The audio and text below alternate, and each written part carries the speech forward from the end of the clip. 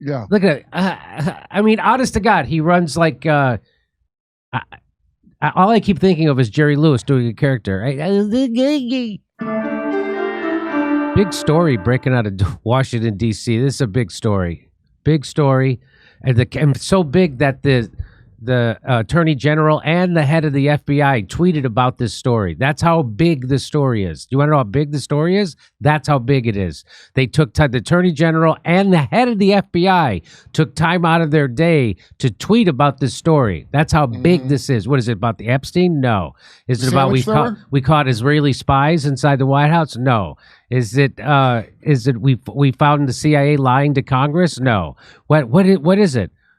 Turns out there was a guy who threw a hoagie at a cop who, by the way, looked hungry.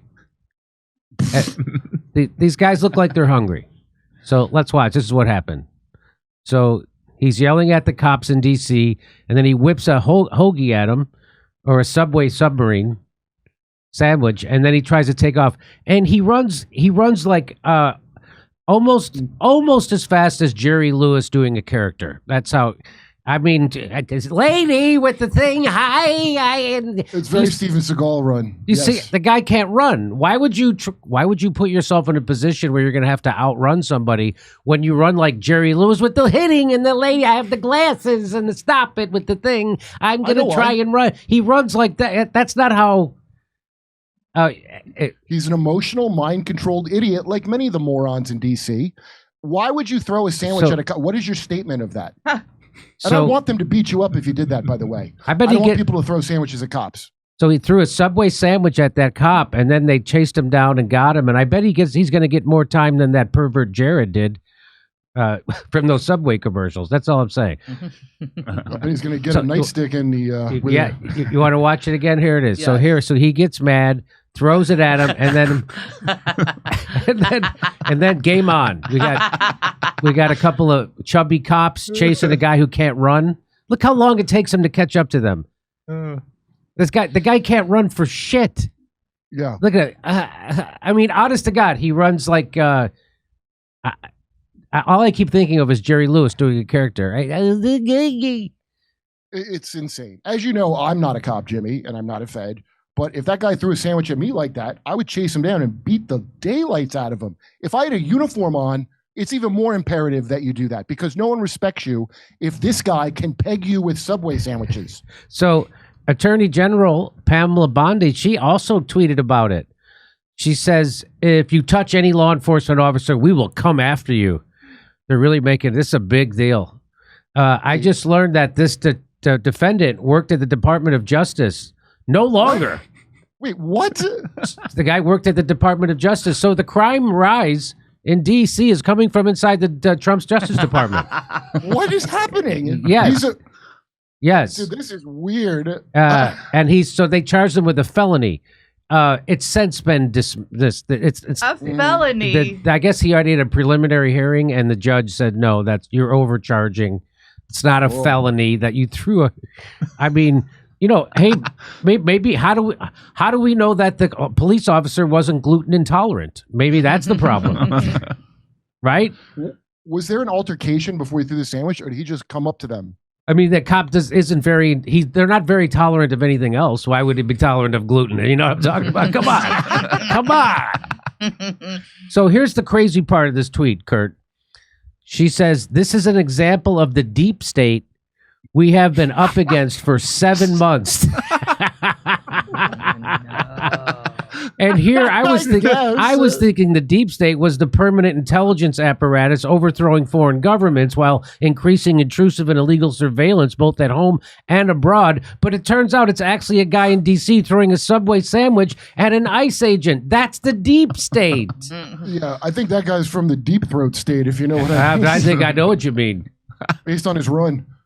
I tweeted out assault with a hoagie, the worst kind of assault that there is. If this is the kind of thing that Kash Patel thinks are worthy of being tweeted out by the FBI director, then the agency is in worse shape than anyone thought. This is you're supposed to have high profile. Look, we found a ton of cocaine stuffed in the bowels of a ship. Look, we did it. You're supposed to look. We caught heads of a drug cartel. Hey, look, we got these RICO criminals on wall. Not this. We got a guy through the deep state. It comes with extra cheese, no onion. I mean, what? It's just a silly video, and they're making a big. This is the deep state, she said, yeah. Kurt. Well, oh, it made me forget about Epstein. So, great job, heck of a job, Bondi. So, let's see. A worst thing to happen to Subway sandwiches since Jared Fogle. Yes, it's good. Yes. It almost offsets the best thing of H-1B visas, keeping only the deep state could come up with a plan so evil and violent as to throw a sandwich. Well, he should get jail time for assault with a deli weapon. Am I right? Come on. That's right. Hey, don't bread on me. Am I right? Come on. So do you want to see what led up to that? Do you want to see what led up to that, James? Yeah, I'm curious. Okay, so this is a 2-minute video of what led up to it. So this guy's obviously been drinking, and then now he's got his Subway to try to fill up his gut. That's all got the booze in it. You know, you get hungry. Back from a James O'Keefe secret date? That's my guess. He's all riled up from a James O'Keefe undercover report. I think that's what happened. And so let's listen to him. They're what?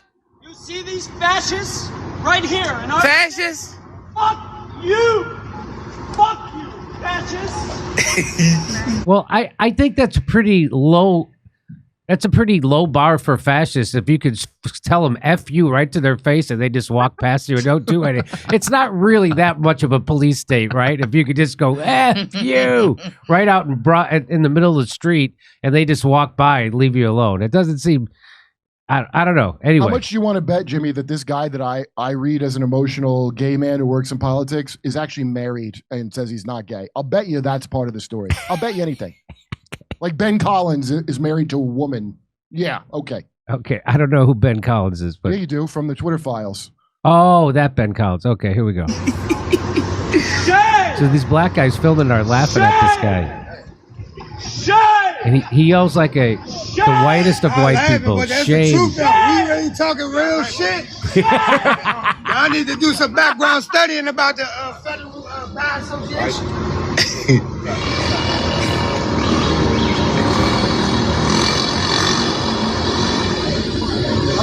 So he comes back for more. The ones they pulled up in, these fascists. Oh, the fascists tried to the federal buy investigators. Where did they? What vehicles did they show up in? They showed up in unmarked. Where are they? Where? Right, it's the white truck right there. The white car in front of there. That white Jeep over there. All the white cars. All those white cars. Yeah. It's on. There he goes. Mr. Pink Shirt, wedding ring with a Subway sandwich. There it is. Here it goes. They called him man.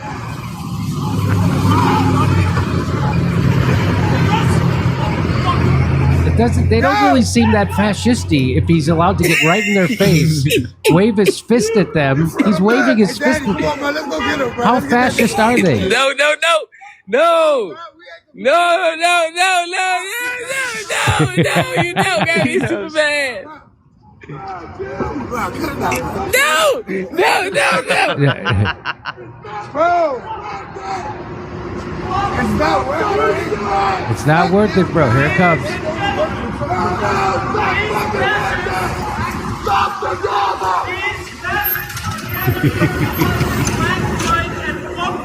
Little blue.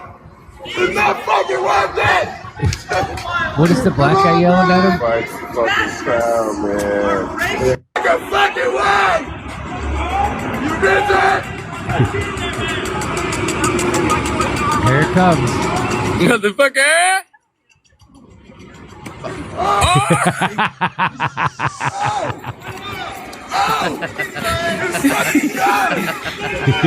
Look how bad he runs. Like that's not even a quick jog. He cooked him. And there it is. There it is. Subway sandwich. Assault with a deli weapon. They actually they actually did a story about this in CNBC. The man facing a federal felony assault for allegedly chucking a Subway sandwich at a U.S. Customs and Border Protection agent in Washington was an employee of the Department of Justice. The man identified in court documents as Shawn Charles Dunn. Boy, he is done. Oh. He's been fired, she said. Dunn worked in the International Affairs section of the Criminal Division of the Department of Justice. What? That's so weird. That is so weird. So he's clearly like a drunk, but what else is he on? Yeah. The department not Xanax, because that makes you. The department this week deployed hundreds of federal agents to see that was a crowd. A video of the incident, which occurred Sunday night in Washington's northwest section near the intersection of 14th and U Streets, showed an agitated man in a pink polo shirt and light shorts. And I'm going to guess, and I'm just guessing here, thong underwear. I'm just guessing. While holding a wrapped Subway sandwich in one hand, he then winds up and hurls the sandwich into the chest of the officer nearest to him before sprinting away, while at least 3 officers give chase. Boy, those officers were not in good shape, I'll tell you that. Those officers look like they could use a few sit-ups. And the 32-second clip was posted by FBI Director Kash Patel because, they're really not doing much over there. While being processed by the Metropolitan Police Department, Dunn said, "I did it. I threw a sandwich." Trump administration has justified the federal takeover of D.C.'s police department by arguing that the moves are necessary to crush violent crime in the city. Well, I hope so. I hope we don't have any more of those hoagie throwers, because that's not good. Yeah, murder is not included in hoagie throwing in their stats. I don't know if you know that. No, they don't. Shawn Dunn, accused of throwing a sandwich at a federal officer, is released on his own recognizance as the judge finds the felony charge.